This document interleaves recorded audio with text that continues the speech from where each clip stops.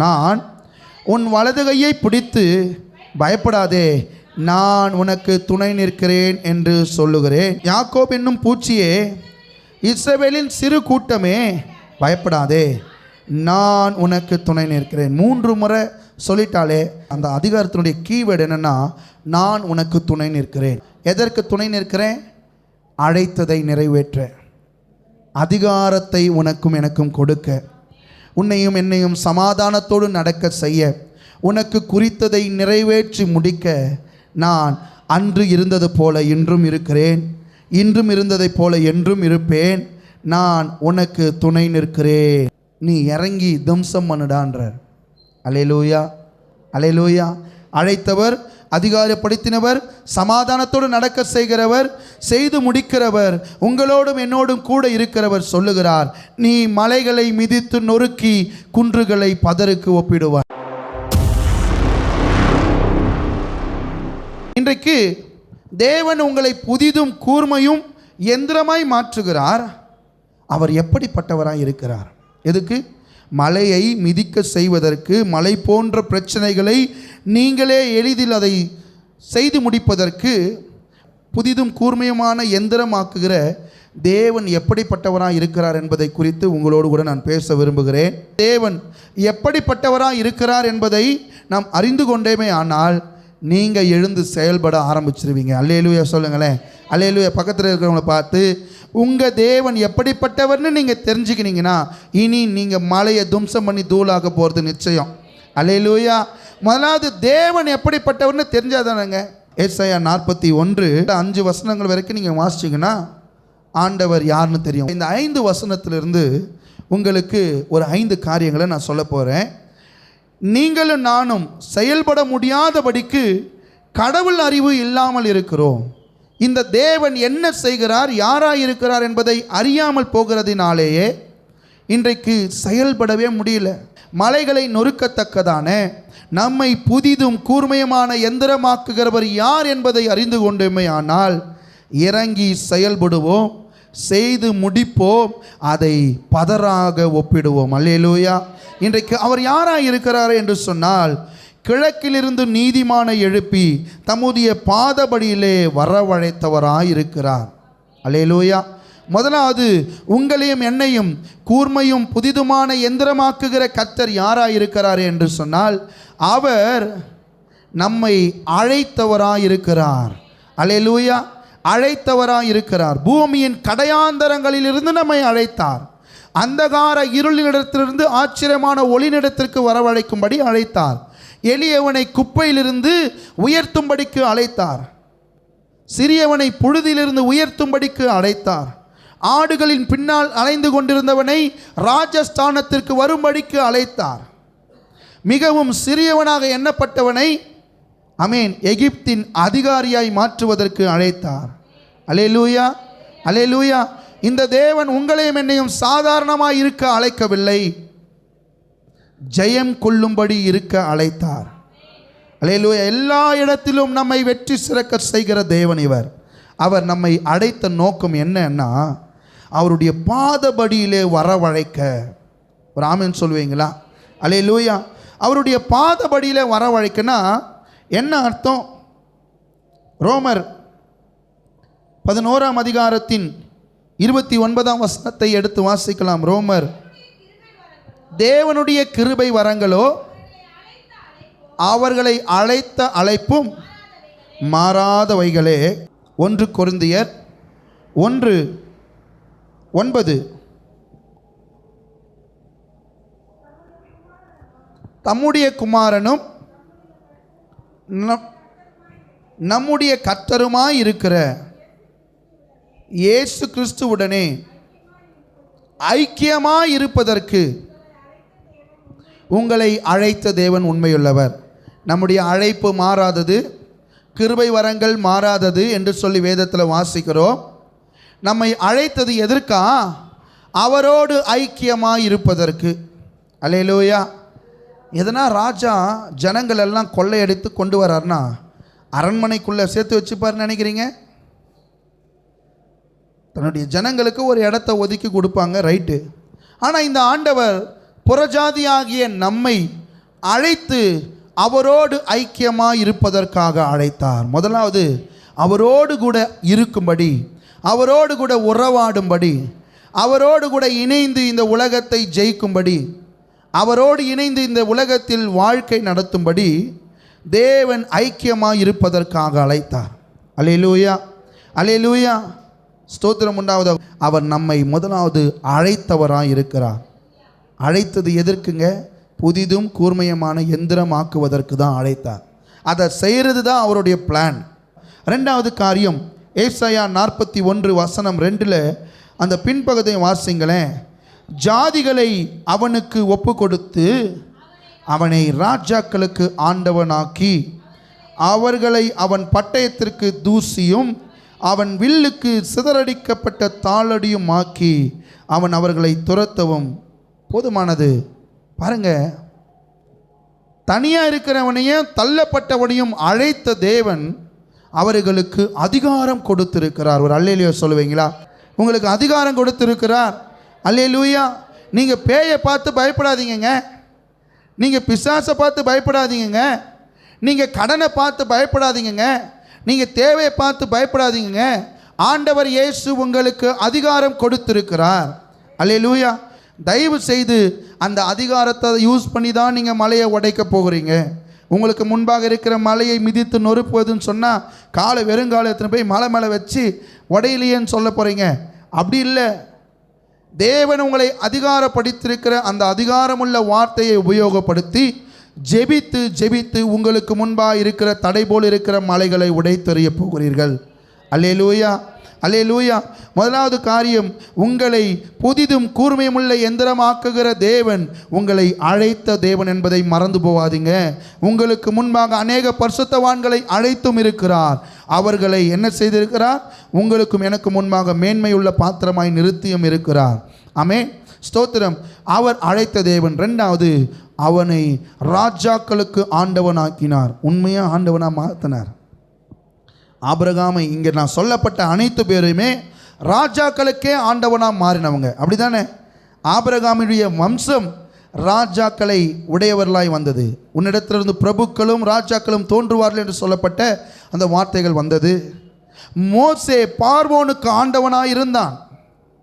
யோசேப்பு பார்வோனுக்கு ஆண்டவனாக இருந்தான். எப்படி இருந்தான்? இவர் என்ன சொன்னாலும் என்ன பண்ணுவார்? அந்த பார்வோன் ராஜா கேட்பார். அல்லேலூயா. தானியேலும் ராஜாக்கு ஆண்டவனாக இருந்தார். அவரை பார்த்து ராஜா பயந்தார். மற்றவங்க பயப்படல, ராஜா பயந்தார். ஐயோ, நீ ஓயாமல் இடைவிடாமல் ஆராதிக்கிற உன் தேவன் தப்பு வைக்க வல்லவராக இருந்தாரா? உன்னை தப்பு வைப்பார்னு எனக்கு தெரியும். நீ ஆராதிக்கிற தேவன் ஜீவனுள்ளவர்னு தெரியும். அல்லேலூயா. யார் சொல்கிறா? அந்த ராஜா, பாபிலோன் ராஜா சொல்லுகிறத பாருங்க. ராஜாக்களுக்கே ஆண்டவனாகும்படியான அதிகாரத்தை உங்களுக்கும் எனக்கும் கொடுத்திருக்கிறார். ஒரு அல்லேலூயா சொல்லுவீங்களா? இன்றைக்கு அப்பாவை போல உட்காந்துட்டு இருக்கிறீங்க. நாளைக்கு நீங்கள் எந்த அளவுக்கு உயர போகிறீங்க என்பதை எனக்கும் தெரியாது, உங்களுக்கும் தெரியல. ஆனால் ஆண்டவருடைய ஆமென் அழைப்பு எப்படிப்பட்டது?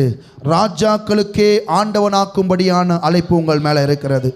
அழைத்தவர் அதிகாரப்படுத்துகிறார். யார் மேலே? இந்த உலகத்தின் அதிபதியாகிய சாத்தான் மேல் உங்களுக்கு அதிகாரம் உண்டு. பாவத்தின் மேல் உங்களுக்கு அதிகாரம் உண்டு. வியாதியின் மேல் உங்களுக்கு அதிகாரம் உண்டு. சகலமும் உங்களுக்கு கீழ்ப்பட்டிருக்கும். நீங்கள் இயேசுவின் நாமத்தை உபயோகப்படுத்தினீர்களே என்று சொன்னால், இன்றிலிருந்து நீங்கள் ஜெபிக்க போகிற ஜெபங்களை மாற்றுங்க. ஆண்டவரே தாரும் தாரும், இப்படி இல்லை, இயேசுவின் நாமத்தை உபயோகப்படுத்தி ஜெபியுங்களேன். இயேசுவின் நாமத்தில் என் பண தேவை சந்திக்கப்படுவதா, இயேசுவின் நாமத்தில் என் கடன் மாறுவதாக, இயேசுவின் நாமத்தில் என் வீடு கட்டப்படுவதாக, எனக்கு முன்பாக இருக்கிற மலை போன்றிருக்கிற பிரச்சனை நீங்குவதாக என்று இயேசுவின் நாமத்தை உபயோகப்படுத்தி ஜெபம் பண்ண கற்றுக்கொள்ளுங்க. ஏன்னா வானத்திலும் பூமியிலும் சகல அதிகாரங்களும் உள்ள ஒரே நாமம் இயேசு. பேய்கள் நடுங்கத்தக்க, வியாதிகள் நீங்கத்தக்க, மலைகள் பெயர்ந்து போகத்தக்க நாமம் உடையது இயேசு என்கிற நாமத்திற்கு மாத்திரமே அன்றி வேறொரு எந்த நாமத்திற்கும் அந்த அதிகாரம் கிடையாது. அல்லேலூயா, அல்லேலூயா. இயேசுவின் நாமத்தை உபயோகப்படுத்தி ஜெபிங்க. இன்றிலிருந்து உங்கள் மலை நொறுங்க போகிறத நீங்கள் பார்ப்பீங்க. அல்லேலூயா, அல்லேலூயா. இந்த இயேசு என்ன செய்கிறாரா? உங்களையும் என்னையும் ஆண்டவனாக்குனார்னு சொன்னால் அதிகாரம் உள்ளவர்களாய் மாற்றினார். அவரை நம்புகிற யாவருக்கும் அதிகாரத்தை கொடுத்திருக்கிறார். அல்லேலூயா. அசுத்த ஆவியை பார்த்து பயந்து நடுக்கிறீங்களா? ஐயோ எனக்கு நைட்டில் பேய் அமுக்குதுன்னு பயப்படுறீங்களா? இயேசுவின் நாமத்தை உபயோகப்படுத்தி அதிகாரமுள்ள நாமத்தினால் நீங்கள் ஜெபிப்பீர்களே என்று சொன்னால் பேய்கள் நடுங்கும், பேய்கள் துரத்தப்படும், நோய்கள் நீங்கப்படும் இயேசுவின் நாமத்தினால். அல்லேலூயா. எபிரேயர் நிருபம் 2ஆம் அதிகாரம் 6-8 வாசிங்கன்னு சொன்னால், எபிரேயருக்கு எழுதின நிருபம் 2வது அதிகாரத்தின் 6ஆம் வசனம். ஒரு இடத்திலே ஒருவன் சாட்சியாக மனுஷனை நீர் நினைக்கிறதற்கும் மனுஷனுடைய குமாரனை நீர் விசாரிக்கிறதற்கும் அவன் எம்மாத்திரம். பாருங்க, ஆண்டவரே இறங்கி வந்து, எப்பா உனக்கு என்ன தேவை, ஏன் நீ டல்லாக இருக்கிற, ஏன் நீ சோர்ந்து போயிருக்கிற, உங்களுடைய செவிகளில் நீங்கள் சொல்லப்பட்டதை நிறைய முறை கேட்டிருப்பீங்க, ஏன் நீ டல்லாக இருக்கிற கேட்டிருக்கிறாரா? அவர் வந்து விசாரிக்கணுமாங்க நம்மளை? அவர் நம்மை விசாரிக்கிறாருன்னு சொன்னால் நம்மை தேவன் என்ன செய்திருக்கிறார்? மேன்மையாக வச்சிருக்கிறார். அடுத்து வாசிங்க. அவனை யாருங்க? என்னை தேவ தூதரிலும் சற்று சிறியவனாக்கினார், மகிமையினாலும் கனத்தினாலும் அவனுக்கு முடிசூட்டி உம்முடைய கரத்தின் கிரியைகளின் மேல் அவனை அதிகாரியாக வைத்து சகலத்தையும் அவனுடைய பாதங்களுக்கு கீழ்ப்படுத்தினீர் என்று சொன்னார். அல்லேலூயா, அல்லேலூயா. உங்களுக்கும் எனக்கு முன்பாக சகலத்தையும் தேவன் கீழ்ப்படுத்தி இருக்கிறார். 8ஆம் வசனத்தை வாசிங்க. சகலத்தையும் அவனுக்கு கீழ்ப்படுத்தினார் என்கிற விஷயத்தில் அவர் அவனுக்கு கீழ்ப்படுத்தாத பொருள் ஒன்றுமே இல்லை. பாருங்க, ஒன்றுமே இல்லை. வியாதி, இந்த வியாதி மட்டும் பாஸ்டர், இது அந்த பாஸ்டர் ஜெபம் பண்ணால் தான் போவோம். எப்படி சிலர் சொல்லுவாங்க, அந்த தீர்க்கதரிசி வல்லமையுள்ள தீர்க்கதரிசி அவர் சொன்னால் தான் போவோம் அப்படின்னு நாம் நினச்சிட்டு இருக்கிறோம். அவர் கீழ்ப்படுத்தாத பொருள் ஒன்றும் மனுஷனுக்கு இல்லவே இல்லை. அல்லேலூயா. எல்லாவற்றையும் மனுஷனுடைய பாதங்களுக்கு கீழ்ப்படுத்தினார், அவனுக்கு கீழ்ப்படுத்தாத பொருள் ஒன்றும் இல்லை. ஆன போதிலும் அப்படி இருந்தும் இன்னும் அவனுக்கு சகலமும் கீழ்ப்பட்டிருக்க காணோம். எதுக்குங்க? அதிகாரப்படுத்தியிருக்கிற இயேசுவின் நாமத்தை உபயோகப்படுத்தி அந்த அதிகாரத்தை பயன்படுத்தாததினாலே இன்றைக்கு நீங்களும் நானும் சகலமும் உங்களுக்கு முன்பாக கீழ்ப்பட்டிருக்கிறதை பார்க்கவே முடியலை. கடனை பார்த்து, பலவீனத்தை பார்த்து, சோர்வை பார்த்து நீங்கள் நானும் என்ன பண்ணுறோம்? சோர்ந்து போய் உட்கார்ந்துடுறோமே தவிர அதற்கு எதிராக செயல்படுவதே இல்லை. இன்று முதல் பேயை பார்த்து பயந்தது போதும், கடனை பார்த்து பயந்தது போதும், பிரச்சனையை பார்த்து ஸ்டன்னாகி நின்னதெல்லாம் போதும். இயேசுவின் நாமத்தை உபயோகப்படுத்தி அதிகாரமுள்ள நாமத்தை பயன்படுத்தி நீங்கள் ஜெபிப்பீர்களே, ஆனால் உங்களுக்கு முன்பாக இருக்கிற மலை என்ன செய்யும்? தள்ளுண்டு தண்ணியில் விழுறதை நீங்கள் பார்ப்பீங்க. அல்லேலூயா. மலை போன்றிருக்கிற எல்லா பிரச்சனைகளையும் நீங்கள் தான் என்ன பண்ண போகிறீங்க?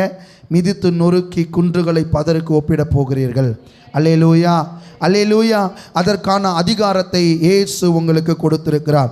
வானத்திலும் பூமியிலும் இருக்கிற சகல அதிகாரமும் பிசாசு கையினிடத்தில் இருந்ததை இயேசு சிலுவையிலே வெற்றி பெற்று அந்த அதிகாரத்தை எல்லாம் தன்னிடமாய் வாங்கி தன்னை விசுவாசிக்கிற எவனுக்கும் அதிகாரம் கொடுத்திருக்கிறார். அல்லேலூயா. இன்றைக்கு நீங்களும் நானும் அழைத்த தேவனை பார்க்க வேண்டும். நம்மை அதிகாரப்படுத்தின அதிகாரத்தை பயன்படுத்த வேண்டும். மூன்றாவது காரியம் ஏசாயா 41 வசனம் 3 எடுத்து வாசிக்கலாமே. ஏசாயா, இயேசுவின் நாமத்தினால். அவன் அவர்களை துரத்தவும் தன் கால்கள் நடவாதிருந்த பாதையிலே சமாதானத்தோடு நடக்கவும் பண்ணினவர் யார்? ஆபிரகாமை அழைத்தார், ஆண்டவனாக்கினார். அவன் கால் நடவாத பாதையிலே எப்படி நடத்தினாரா? சமாதானத்தோடு. இந்த ஆண்டவர் கால் நடவாத பாதையிலே சமாதானமாய் நடக்க செய்கிற தேவன். அல்லேலூயா, அல்லேலூயா. கால் நடவாது, என்ன இருக்குதுன்னு தெரியாது, என்ன நடக்க போகுதுன்னு தெரியாது. அழைத்து வந்தார், ஆபிரகாமை அழைத்தார், அதிகாரப்படுத்தினார். நீ எம்மட்டும் நடந்து திரிகிறையோ அது உன் தேசமாக இருக்கும் என்று சொன்னார். நீ நடந்து திரிகிற தேசத்தை உனக்கு தருவேன் என்று சொன்னார். அங்கிருந்து வந்து கானான் தேசத்துக்குள்ளே அப்படியே நடமாடி சுற்றுறார். யாராக இருந்தால் விடுவோமா? ஏரியா விட்டு ஏரியா வந்து கடை திறந்துட்டு நீ மாமூல் கொடுக்காம வேறு இருக்கிறியா? இந்த ஏரியாக்காரங்க கேட்பாங்க, பார்த்துருக்கீங்களா? ஏரியா விட்டு ஏரியா. ஆனால் இந்த ஆபிரகாம் தன்னுடைய கூட்டங்களை கூட்டிக் கொண்டு இஸ்ரேல் தேசத்தை முழுவதும் சுற்றி நடந்தார். அவர் எம்மட்டும் நடந்து திரிந்தாரோ அதெல்லாம் இன்றைக்கி தேசமாக வச்சிருக்கிறார். ஒரு அல்லேலூயா சொல்லுவீங்களா? அல்லேலூயா சொல்லுவீங்களா? அல்லேலூயா. பக்கத்தில் இருக்கிறவங்கள பார்த்து கையை கொடுத்து, உன்னை அழைத்த தேவன், உனக்கு அதிகாரப்படுத்தின தேவன், கால்கள் நடவாத இடத்திலே சமாதானமாய் நடக்க செய்கிறவராயிருக்கிறார். நீ அறியாத பாதையிலே உன்னை நடத்தி கைவிடாத தேவன். ஏசாயா 42:16 இருக்கிறது. உன்னை அழைத்தவர், வாசிங்களேன். குருடரை அவர்கள் அறியாத வழியிலே நடத்தி அவர்களுக்கு தெரியாத பாதையிலே அவர்களை அழைத்து கொண்டு வந்து அவர்களுக்கு முன்பாக இருளை வெளிச்சமும் கோணலை செவ்வையுமாக்குவேன். இந்த காரியங்களை நான் அவர்களுக்கு செய்து கைவிடாதிருப்பேன். அல்லேலூயா, அல்லேலூயா. இந்த ஆண்டவர் நம்மை குருடர்களாக என்ன பண்ணியிருக்கிறோம்? நீங்களும் நான் நாளைக்கு என்ன நடக்கும் தெரியுமா? யாருக்காவது தெரியுமா? ஞான திருஷ்டியில் சொல்லுவீங்களா? நாளைக்கு கண்டிப்பாக இவன் வருவான், அதனால் நம்ம வீட்டை விட்டு வெளியே போகக்கூடாது. ஞான திருஷ்டி யாருக்காவது இருக்குதா? நாளைக்கு என்ன நடக்கும் தெரியுமா? எனக்கே தெரியாதுங்க ஐயா.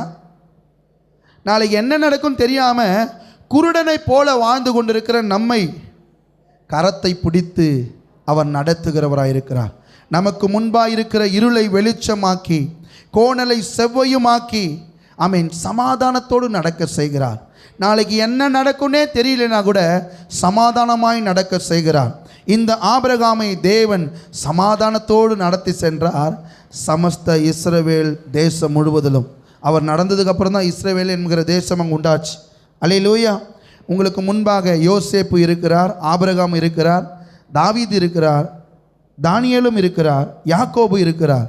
இவங்களை எல்லாரையும் நீங்கள் கவனித்து பார்த்தீங்கன்னு சொன்னால், அவர்களை அழைக்கும்போது குழியில் தூக்கி போடுவேன்னு ஆண்டவர் சொன்னாரா? உன்னை போர்த்திபார் வீட்டில் வேலை செய்வேன்னு சொன்னாரா? உன்னை சிறையில் தூக்கிட்டு போய் போடுவாங்கன்னு சொன்னாரா? இல்லை. தாவீதுக்கு ஆடு மேய்ச்சி கொண்டிருந்தவனை ராஜாவாக்குறேன்னு சொன்னார். உன்னை சவுல் உன்னை நைட்டும் பகலும் துரத்துவான்னு சொன்னாரா? உனக்கு விரோதமாக இவங்களாம் எழும்புவாங்க, உன் பையன் உனக்கு விரோதமாக எழும்புவான்னு சொன்னாரா? இல்லை. யாக்கோபுக்கும் இதுதான் நடந்தது, யோசேப்புக்கும் இதுதான் நடந்தது, ஆபிரகாமுக்கும் இதுதான் நடந்தது. எல்லாருடைய வாழ்க்கையிலே என்ன என்பதே தெரியாமல் இருந்தது. இந்த ஆண்டவர் இயேசுவை நம்பி எல்லாவற்றையும் விட்டுட்டு வரணும்னு சொல்கிறாரு. ஆபிரகாமுக்கு தானே தோணியிருக்கும், நான் எங்கள் அம்மா அப்பா கூட குடும்பமாக இருக்கிறேன், கூட்டு குடும்பமாக இருக்கிறேன். ஆண்டவர் சொன்னார், நீயும் சாராளை மாத்திரம் என்ன பண்ணுங்க, பிரிந்து வாங்கன்னு சொன்னார். இந்த ஆண்டவர் இயேசுவை நம்பி வரோம், அப்போயாவது சிலையை செஞ்சு விற்று சாப்பிட்டேன், இன்றைக்கி நான் என்ன பண்ணுவேனே தெரியாதே அப்படின்னு சொல்லி பாதை தெரியாமல் வந்த ஒருவரும் கைவிடப்பட்டதே கிடையாது. அல்லேலூயா சொல்லுவீங்களா? ஆண்டவர் இயேசுவை நம்பி அவர் அழைப்பை ஏற்று வந்த ஒருவராவது கைவிடப்பட்டாங்களா? வேதவசனம் வாசிச்சிங்களே. அல்லேலூயா. யாராவது கைவிடப்பட்டிருக்கிறாங்களா? இல்லை. எந்த ஒரு பரிசுத்தவான்களும் ஆண்டவர் இயேசு அழைத்து வந்த ஒருவரும் கைவிடப்பட்டதும் இல்லை. எங்கேயோ திடீர்னு மரணம் அடைந்ததும் இல்லை.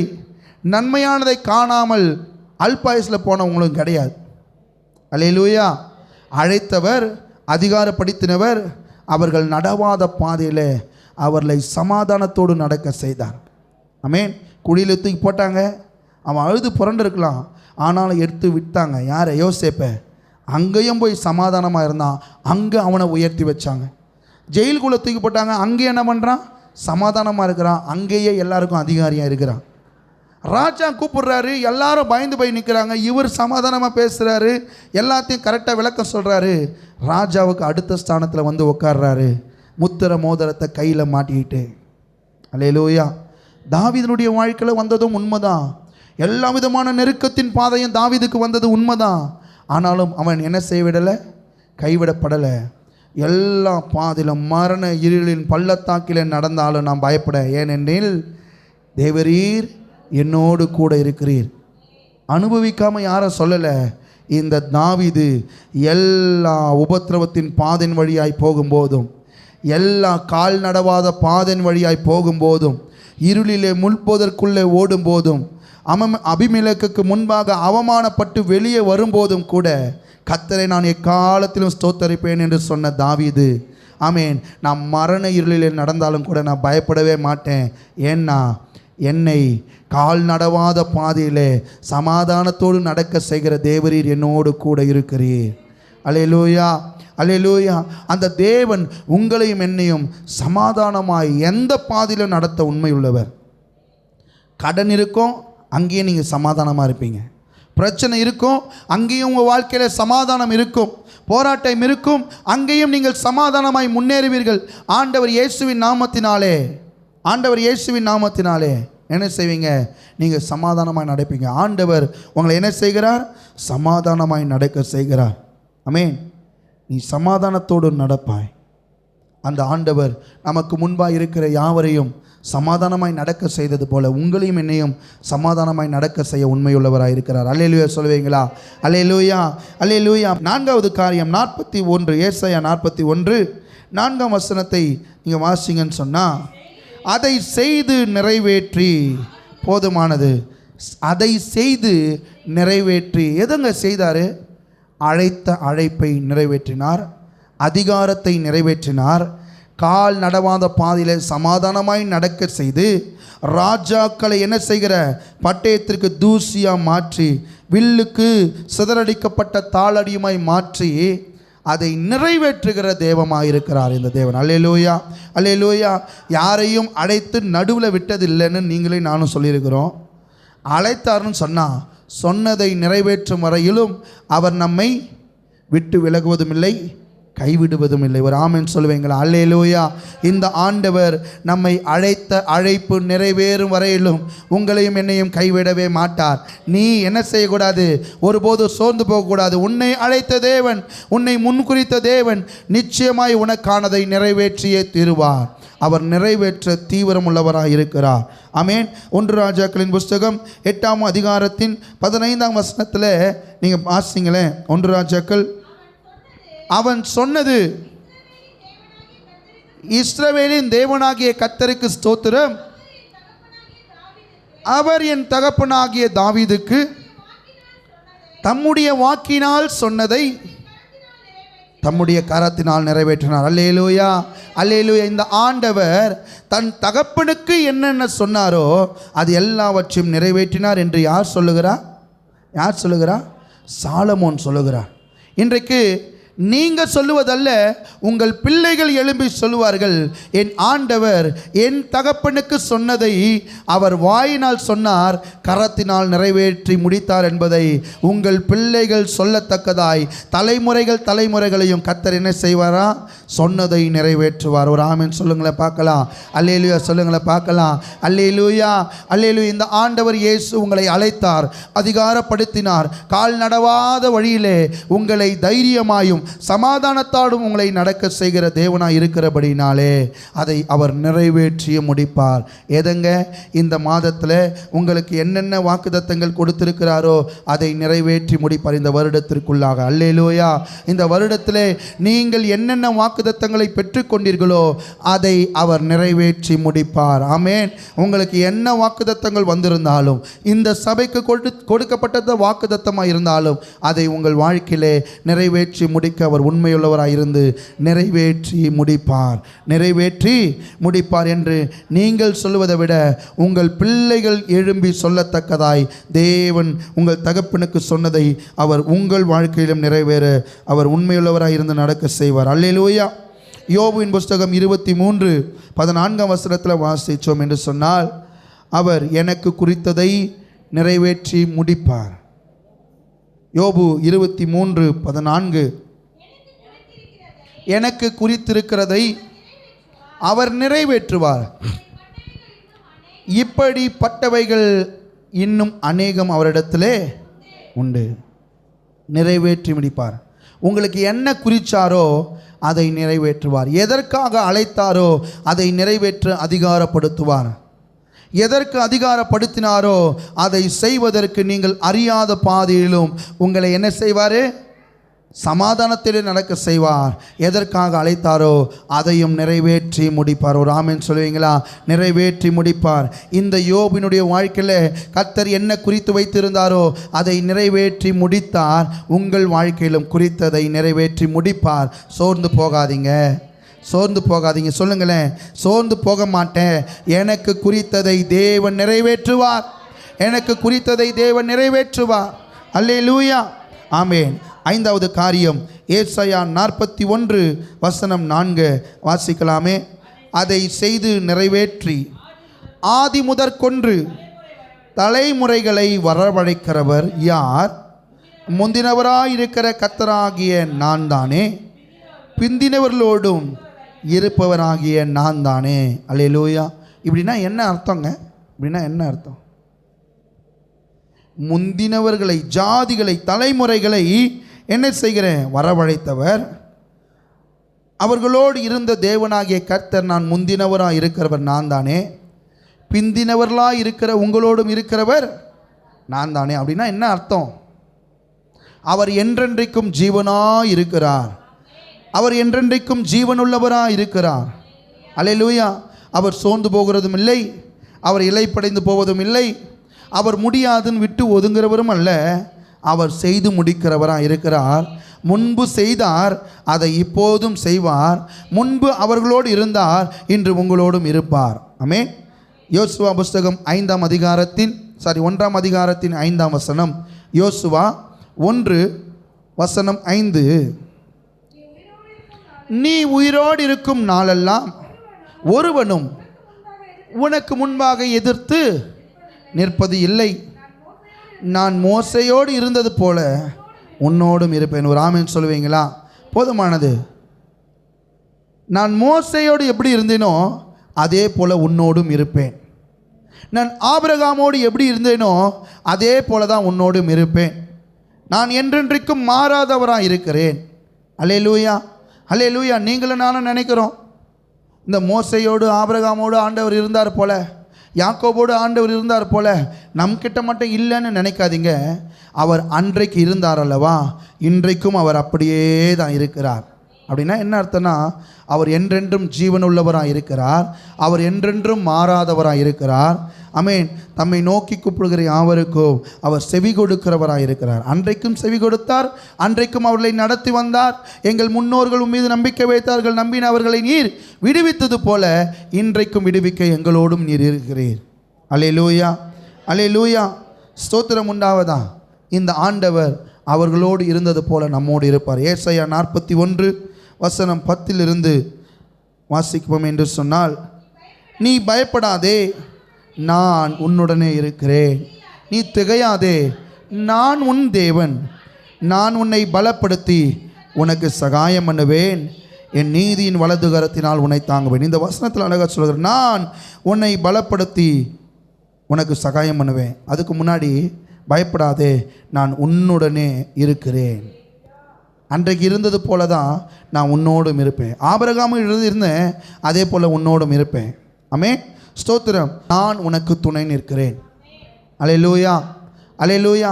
எதற்கு துணை நிற்கிறேன்? அழைத்ததை நிறைவேற்ற, அதிகாரத்தை உனக்கும் எனக்கும் கொடுக்க, உன்னையும் என்னையும் சமாதானத்தோடு நடக்க செய்ய, உனக்கு குறித்ததை நிறைவேற்றி முடிக்க நான் அன்று இருந்தது போல இன்றும் இருக்கிறேன், இன்றும் இருந்ததைப் போல என்றும் இருப்பேன். நான் உனக்கு துணை நிற்கிறேன், நான் உனக்கு துணை நிற்கிறேன். நீ இறங்கி தம்சம் பண்ணுடான்றார். அல்லேலூயா, அல்லேலூயா. அழைத்தவர், அதிகாரப்படுத்தினவர், சமாதானத்தோடு நடக்க செய்கிறவர், செய்து முடிக்கிறவர், உங்களோடும் என்னோடும் கூட இருக்கிறவர் சொல்லுகிறார், நீ மலைகளை மிதித்து நொறுக்கி குன்றுகளை பதருக்கு ஒப்பிடுவாய்.